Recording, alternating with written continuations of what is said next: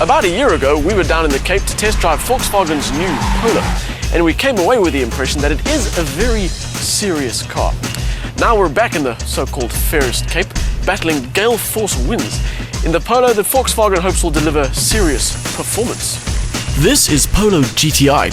Never mind the fact that it carries VW's iconic badge that has become synonymous with performance, it also has to compete against a few very good cars, namely the Clio Renault Sport and Opel Corsa OPC.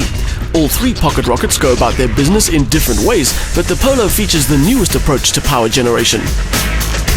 This is a 1.4 TSI with turbo and supercharger. It's good for 132 kilowatts and 250 newton meters. 0 to 100 time is a respectable 6.9 seconds and top speed 229. Now, the fuel consumption figure of 5.9 liters per 100 isn't particularly interesting on its own, but it is when you do some comparisons. Take the Clio Renault Sport's naturally aspirated 2-litre motor. Its combined cycle figure is 8.2 litres per 100, and the Corsa's 1600 turbo isn't much better at 7.3. So, besides sounding a bit over-engineered with all its mechanical assistance, VW has managed to create a motor that has real benefits, besides lots of power from a tiny engine. How that translates to its on-road behavior is, well, let me put it this way. This is one aggressive little car. It's got the roughest sounding 4-cylinder this side of a Subaru, and it'll happily spin its wheels off the line without much effort at all. Where the rest of the Polo family is all about modesty and sensibility, the GTI is the black sheep. It will get up to some serious speed in a seriously short space of time, this car, and yet looking at it from the outside you wouldn't think it's much different to any other Polo. The range always managed to look a little more sophisticated than its competition, and with this car VW have stayed with their proven recipe and away from any sort of craziness. Styling-wise, this top-of-the-range Polo relies on the model's already good looks, with the addition of some standard-issue GTI items, the stripe on the grille, the 17-inch wheels in that very familiar shape, and the twin exhaust pipes. This is the most subtle styling job out of the entire junior hot hatch brigade. Which may just count against it in a market where subtlety isn't always appreciated. One improvement, whether on purpose or not, is the way the rear diffuser has lipo-sucked away some of the original car's rear, which looked a little generous. This little GTI is a good-looking performance package, even if it doesn't scream at you from 100 feet away.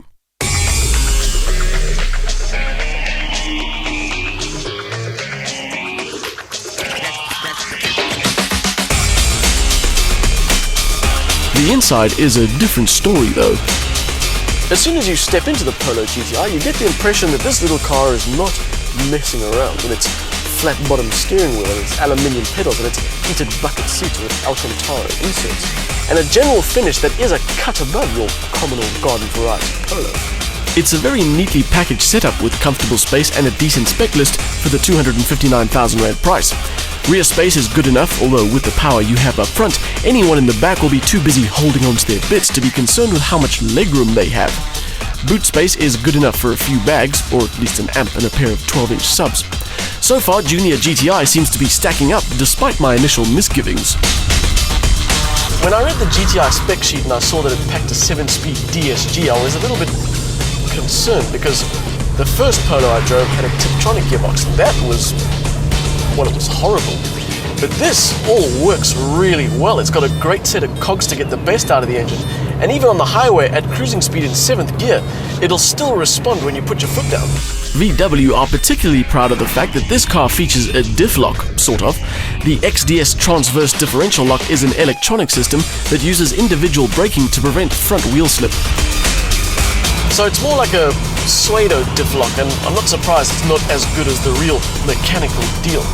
It does help endow the GTI with decent handling, but it's not enough to harness all the power of this car, and torque steer is not exactly a foreign concept in here. Overall though, this Polo's ride setup strikes a great balance between comfortable for those times when you're doing the daily commute, and firm for those times when you don't feel like behaving like a model citizen. The GTI hasn't done away completely with its Polo family values. It's as easy to use and as versatile as any other model. And if Volkswagen's fuel consumption figures are to be believed, it's also quite frugal. But it has another side to it, a side that delivers real driving thrills and does the GTI name proud. 132 kilowatts from a 1400 turbo is an impressive feat, and the Polo GTI uses the power available to deliver real driving fun. The combination of turbo power, DSG gearing and good suspension means this Polo is a GTI thoroughbred, even if the steering lacks real feedback and the styling is a bit muted.